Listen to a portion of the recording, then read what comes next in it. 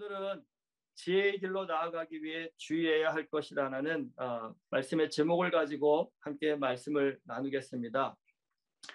잠언을 묵상하시고 읽어보신 분들은 다 느끼시겠지만 잠언은요, 지혜의 중요성을 반복적으로 강조를 하고 있습니다. 근데 여러분, 사실 아무리 좋은 얘기라고 해도 반복하다 보면 사실 잔소리가 되기가 쉽습니다. 그래서 잠언은요, 지혜가 중요해 하면서 주입식으로 강조하고 있지 않습니다. 지혜가 왜 중요한지, 또 지혜를 얻게 되면 어떤 유익이 있는지, 그리고 지혜를 얻기 위해서는 어떻게 해야 하는지 등을 아주 자세하면서도 중요한 내용을 반복하여 설명을 합니다. 우리가 지난 한 주간 잠언 통독은 1장부터 12장까지였습니다. 1장과 2장은요, 지혜의 근원 대신 여호와를 경외하라 하며, 그렇게 하면 지혜가 마음에 들어가 그 지식으로 내 영혼이 즐겁게 된다고 강조합니다. 여호와를 경외하라는 말씀은 사실 믿는 모든 사람들에게 정말 참 귀한 말씀입니다. 하지만 잠언이 이 말만 하고 끝났다고 한다면 사실 잠언은 많은 사람들에게 크게 도움이 되지 못했을 겁니다. 하나님 잘 믿으면 복 받는다. 여러분, 이 말은 교회를 다니면 누구나 할 수 있는 말입니다. 그러나 정말 누군가에게 진정한 도움이 되고 싶다면 어떻게 하는 것이 하나님을 잘 믿는 것인지를 구체적으로 좀 알려주어야 합니다. 잠언 3장부터는요, 여호와를 경외하는 삶을 살기 위한 삶의 태도와 방법을 구체적으로 제시를 합니다. 3장에서는요, 내 재물과 내 세산물의 처음 익은 열매로 여호와를 공경하라고 합니다. 여러분, 힘들여 농사 지은 첫 열매를 하나님께 드리라는 것입니다. 이게 욕심 많은 사람이라면 내가 수고한 건데 왜 그렇게 해야 돼? 라고 그렇게 질문을 할 겁니다. 하지만 아무리 내가 수고를 해도 여러분, 적당한 햇빛과 비가 없었다면 열매를 수확하지 못했을 것입니다. 내 인생, 내 힘으로 내가 수고해 사는 것 같지만 가만히 돌아보면 여러분, 우리 모두는 주변 사람들의 도움과 하나님의 은혜가 있었기에 살 수 있습니다. 근데 이걸 볼 수 있는 사람과 보지 못하는 사람이 인생에서 느끼는 이 감사함의 차이라는 것은 정말 하늘과 땅 차이입니다. 여러분, 인생에 있어서 감사를 느끼는 사람은 당연히 행복할 겁니다. 반면에 감사를 느끼지 못하는 사람은 그 마음이 불행할 수밖에 없습니다. 잠언이 말하는 지혜는요, 보여지는 열매에 담긴 수많은 보이지 않는 은혜들을 볼 줄 아는 그 안목이 지혜의 시작이고 출발이라고 우리에게 말해주고 있습니다. 인생을 어떻게 바라보냐에 따라 삶의 방향이 달라집니다. 하나님의 은혜로 열매를 거두어 살 수 있음을 깨달은 사람이라고 한다면 그 사람은 그 열매에 가득 쌓아두고 나 혼자 잘 먹고 잘 살자고 욕심내지 않을 것입니다. 그 열매로 다른 사람을 돕고 선한 일을 하는 데 사용할 줄 아는 그런 사람이 될 겁니다.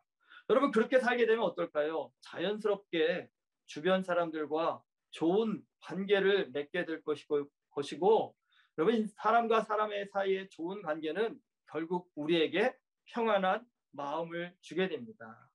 선한 일을 행하며 선한 관계를 맺고 사는 것, 여러분, 그게 바로 의인의 삶이라고 이 잠언이 말하고 있습니다.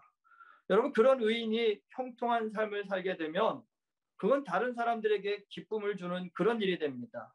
설령 그 의인의 삶에 고통이 올지라도 주변 사람들이 돕고자 할 거고 그 돕고자 하는 은혜의 마음들이 모여서 그 고통을 극복하면 그럼 그 과정을 통해서 모두가 여호와 하나님의 은혜를 경외하는 기쁨을 맛보게 된다는 것입니다.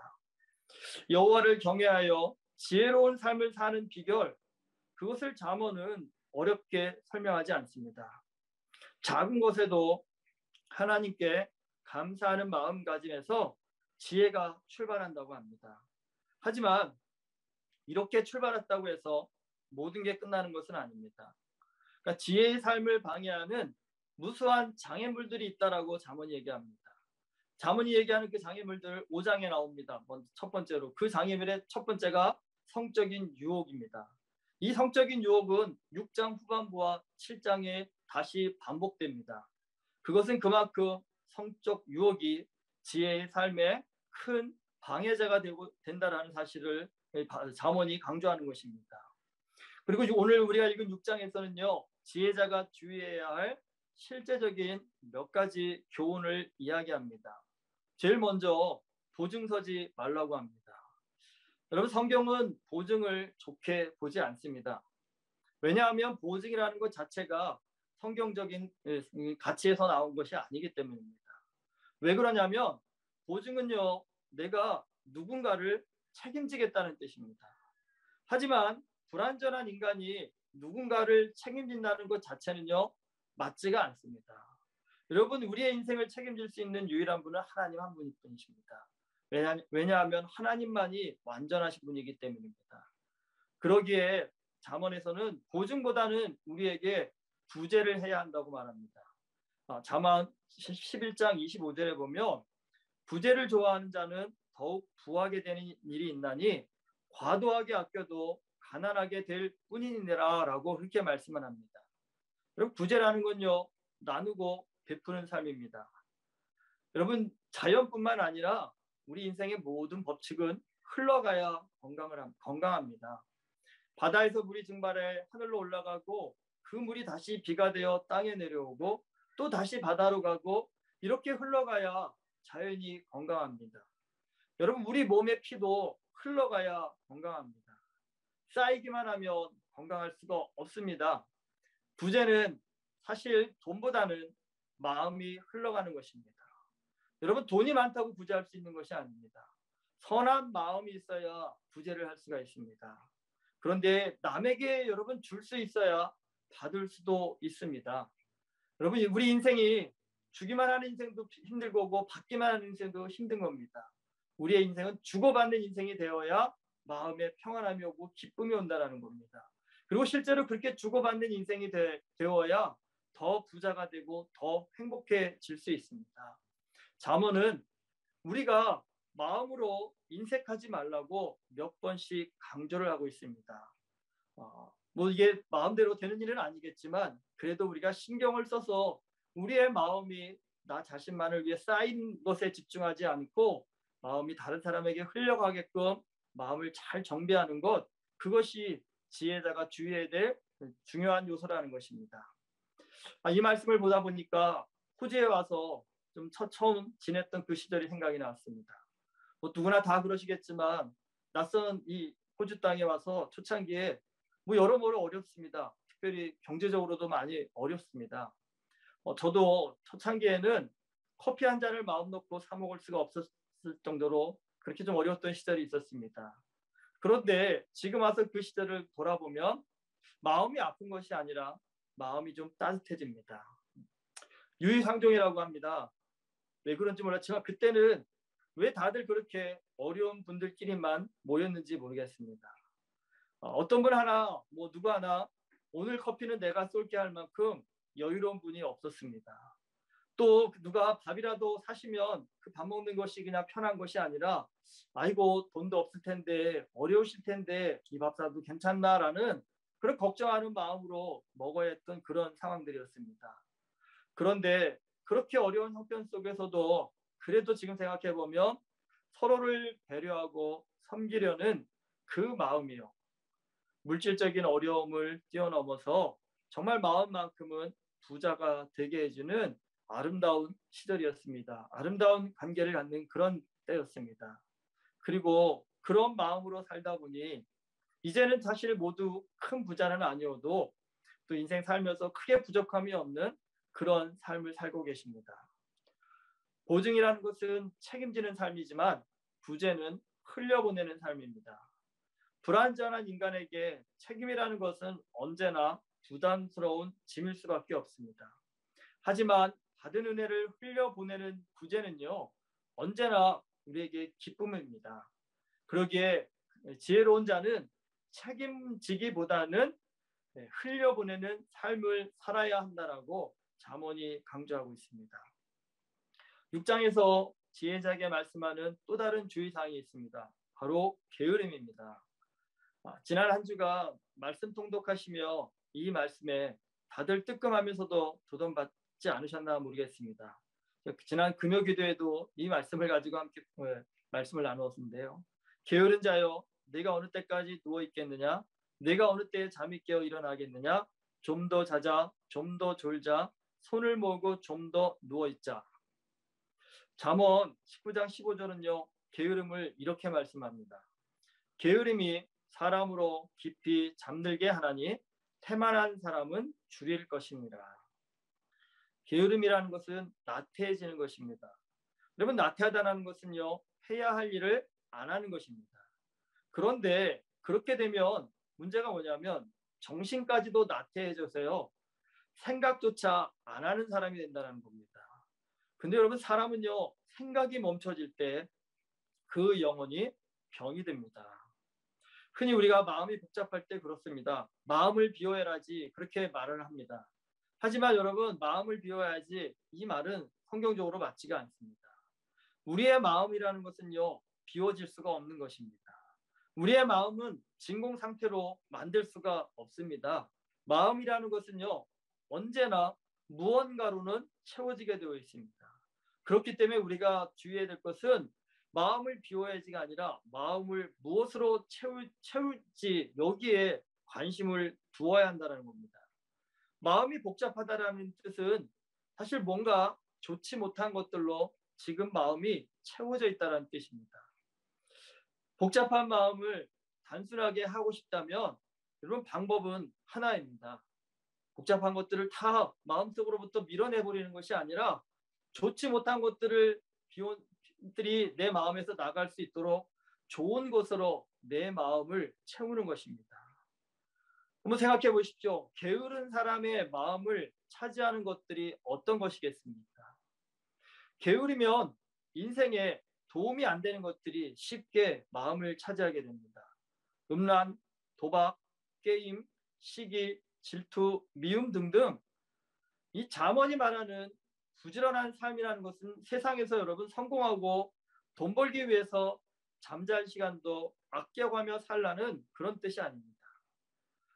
하나님이 기뻐하시는 거룩하고 복된 삶을 살기 위해서 인생을 잘 사용하라는 것입니다. 그게 부지런한 삶이라는 겁니다. 그러니까 도박하고 게임할 시간에 하나님의 말씀을 더 배우는 것, 그게 부지런한 삶이라는 겁니다. 시기와 질투로 누군가를 미워할 시간에 차라리 그 시간에요, 내가 굶주린 이웃을 좀 돕기 위해서 음식을 좀 연구한다든지요, 아니면 어려운 이웃을 돕기 위해서 목공 기술을 배워 그들에게 필요한 가구를 공급해줘야겠지 하며 본인 스스로뿐만 아니라 이웃에게 도움이 될 만한 그런 일들을 생각하고 연구하고 노력하고 실천하는 것, 그게 바로 부지런한 삶이라는 것입니다. 사람이 게을러지면요, 만사가 귀찮고 하기 싫어집니다. 그러니까 게으른 사람한테 가보면 이것도 싫고 저것도 귀찮다라면서 그런 일들이 넘쳐납니다. 하지만 여러분, 우리가 거룩한 사명감을 갖게 되면요, 부지런해지고 싶어 합니다. 하고 싶은 일이 많고 또 할수록 행복해진 일이 삶에 넘쳐난다는 사실입니다. 그러기에 게으른 삶에 대한 주의뿐만 아니라 잠언은 우리에게 부지런한 사명자로서의 삶에 대해서도 도전하고 있습니다. 지혜자가 주의해야 할 세 번째의 주의사항으로 오늘 잠언 6장은 구부러진 말을 주의하라고 얘기합니다. 불량하고 악한 자가 구부러진 말을 하고 다닌다라고 잠언이 설명합니다. 여기서 불량하고의 히브리 원어는요, 벨리야알이라는 단어입니다. 근데 이 벨리야알은 우상 숭배자를 표현할 때도 사용되는 그런 단어입니다. 그러니까 우상이라는 것은 사실 성경에서 말하는 것은 거짓입니다. 그러니까 거짓을 숭배하는 게 우상을 숭배하는 것입니다. 그러니까 불량하고 악한 자라는 것은 거짓을 숭배하고 따르는 자라는 겁니다. 여러분, 거짓을 숭배하고 따르니까 그런 사람들은 당연히요, 거짓말을 정말 밥 먹듯이 하는 사람입니다. 그러니까 구부러진 말이라는 것은요, 진리에서 벗어난 틀린 말이라는 겁니다. 말이 그 사람의 인격이라고 합니다. 마음에 담긴 것이 말로 나온다고 합니다. 그 사람이 여러분 하는 말을 듣고 있으면 그래서 그 사람의 마음이 보입니다. 그래서 말과 마음은 하나입니다. 그래서 마음이 말에 영향을 주기도 하고 말이 마음에 영향을 주기도 합니다. 그렇기 때문에 제일 좋은 건 좋은 마음을 갖고 좋은 말을 하는 겁니다. 좋은 마음에서 좋은 말을 자꾸 하면 여러분 그 좋은 말이 마음에 영향을 미쳐서 더 좋은 마음을 갖게 되고 마음이 좋아지게 되면요 당연히 말도 더 좋아진다는 겁니다. 그런데 우리가 살다 보면 이러한 선순환의 삶으로 살지 못하고 오히려 반대의 경우로 흘러가는 경우를 훨씬 많이 보게 됩니다. 나쁜 마음으로 나쁜 말을 하다가 자기도 모르게 더 나쁜 마음을 갖게 되고 그래서 더 나쁜 말을 해서 더 악한 마음을 품게 되는 그런 어리석음을 범할 때가 우리 삶 가운데 얼마나 많은지 모릅니다. 그렇기 때문에 우리는 우리의 말을요 주의 깊게 살펴보아야 합니다. 나의 말이 구부러지고 거칠어지고 메마르다면 여러분 그건 곧 뭘 의미하냐면 나의 마음이 지금 구부러지고 거칠어지고 메말라져 있다는 뜻입니다. 마음을 잘 가꾸는 것 그게 지혜의 출발이라고 잠언은 말합니다. 우리의 마음을 가꿀 수 있는 여러분 유일한 방법은 하나입니다. 하나님의 말씀과 기도입니다. 말씀을 통해 거룩한 뜻과 가치를 사모하며 성령의 도우심을 구하는 기도자가 될 때 신령한 은혜로 우리의 마음이 채워지게 된다는 사실입니다. 결국은 그 마음에 담겨져 있는 것이 말로 나오게 되어져 있습니다. 그러니까 결론은 우리의 마음 가운데 무엇을 담느냐가 결국 우리의 말을 결정한다는 사실입니다. 지난 한 주간 나의 말을 한번 되돌아보십시오. 내가 말한 말의 주제들은 대부분 어떤 것들이었을까요? 그것들이 내 마음 가운데 있는 중심이라는 사실입니다. 결론은 우리의 마음 가운데 여러분 하나님의 말씀이 채워져 있고 성령의 은혜가 채워져 있고 주님의 기쁘신 사랑이 채워져 있다 한다면 당연히 우리의 입술 가운데도 우리의 말들은 그러한 말들이 나올 것입니다. 하지만 우리의 마음 가운데 온갖 더러운 세상의 것들이 가득 채워져 있다 한다면 결국 우리의 말에도 그런 더러운 것들이 나올 수밖에 없다는 사실입니다. 그렇기 때문에 우리는 하나님의 은혜로 우리의 마음을 채워가는 이 노력을, 이 훈련을 게을리해서는 안 됩니다. 사람은 말을 안 하고 살 수는 없습니다. 그 말을 해야 된다 한다면 결국은 내가 생각하는 것, 내가 내 마음 가운데 채워져 있는 것들이 말로 나올 수밖에 없는데 여러분 한 주간의 분주한 삶이지만 그 삶 가운데 나는 내 마음을 하나님의 말씀과 은혜로 채우기에 어떻게 노력하고 헌신하였는지 이번 좀 락다운 기간 여러모로 조금 더 생각하고 나 자신을 돌아볼 수 있는 시간들이 좀 많으실 텐데 한번 우리 자신을 돌아볼 수 있는 그런 시간들이 되었으면 좋겠습니다. 잠언을 읽다 보면 지혜의 삶이라는 것이 아마 대단한 지식이 아니라는 것을 알게 됩니다. 우리의 마음에 하나님의 사랑을 담고자 하는 은혜의 마음을 갖고자 한다면 그 사람은 이렇게 할까요? 저렇게 할까요? 그런 고민을 하지 않아도 자연스럽게 하나님이 기뻐하시는 것, 하나님이 원하신 것을 행할 줄 아는 그런 지혜자가 되어진다는 사실입니다. 그렇기 때문에 우리가 참된 지혜자가 되고 싶다 한다면 하나님 앞에 나의 마음을 만져달라고 하나님 내 마음 가운데 하나님 나라의 신령한 좋은 것들이 채워질 수 있도록 은혜를 허락하여 달라고 그렇게 주님 앞에 간구하는 은혜의 귀한 마음을 갖게 된다면 하나님께서 그 영혼의 심령 가운데 그 깊은 은혜를 허락하여 주셔서 우리 스스로가 나도 알지 못하는 사이에 참된 지혜자로 자라가고 성숙해지는 은혜의 역사를 허락해 줄 줄 믿습니다. 여러분 지혜라는 것 억지로 노력해서 깨달아지는 것은 분명 아닌 것 같습니다. 하지만 그렇다고 해서 아무것도 안 하고 있다고 해서 어느 날 갑자기 머리가 깨달아지는 그런 변화의 역사도 아닙니다. 지혜는 내 삶을 하나님의 마음으로 꼼꼼히 자세히 들여다볼 수 있는 영적인 관찰력에서 나옵니다. 내 말이, 내 생각이, 내 마음이, 내 삶의 어떤 행동들이 정말 하나님 보시기에 합당한지를 잘 볼 줄 아는 영적인 분별력을 갖는다 한다면 여러분 그 사람은 하루하루 시간이 지나갈수록 더욱더 지혜로운 하나님의 자녀로 거듭나게 될 줄 믿습니다.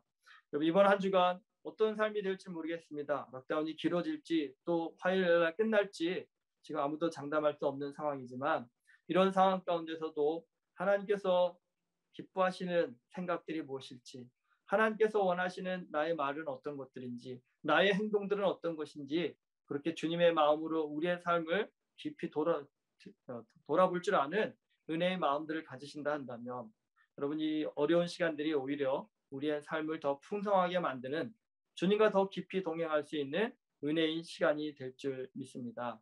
각자의 한 주간의 삶 속에서 힘들고 어려우신 부분들도 있으시겠지만 그런 모든 부분들을 놓고 하나님 나에게 무엇을 깨닫기를 원하시는지, 하나님 나에게 어떤 배움을 갖기를 원하시는지를 깊이 돌아보실 수 있는 복된 한 주간 되셔서 이 한 주간이 주 앞에서 우리 인생의 꿈을 더 아름답게 만들어주는 귀한 믿음의 시간들이 될 수 있기를 주님의 이름으로 축원합니다. 기도하시겠습니다. 사랑의 하나님, 코로나로 인해서 또 다른 어려운 시간을 겪고 있습니다. 이것이 언제 끝날지 또 어떤 변화들을 갖고 올지 우리는 다 알 수 없습니다. 그러나 이 알 수 없는 시간 속에서도 주님을 바라보고 주님을 의지하고 주님과 동행할 수 있다 한다면 여러분 우리는 그 어디나 하늘나라라는 이 찬송의 고백이 우리의 삶의 고백이 될 줄 믿습니다. 은혜교회 모든 성도들 각자의 삶의 처소에서 온라인이지만 이렇게 주님을 바라보며 예배드립니다. 예배드리는 모든 신령들 한 심령 주님께서 붙잡아 주시고 지켜주시고 인도하여 주시옵지사. 어려움을 통해서 더욱더 지혜로울 수 있는 영혼들 되게 하여 주시옵시고 어려움을 통해서 더욱더 깊이 성숙하고 성장할 수 있는 복된 은혜를 허락하여 주시옵지사. 아버지 하나님 앞에서 더욱더 아름답고 능력있고 지혜로운 그리스도인으로서 우리 모두가 하나님 세워질 수 있도록 은혜를 허락하여 주시옵소서. 이번 한 주간 더욱더 주님과 동행할 수 있는 복되고 귀한 한 주간 될 수 있기를 소망하오며 우리 주 예수 그리스도의 이름으로 간절히 기도하옵나이다. 아멘.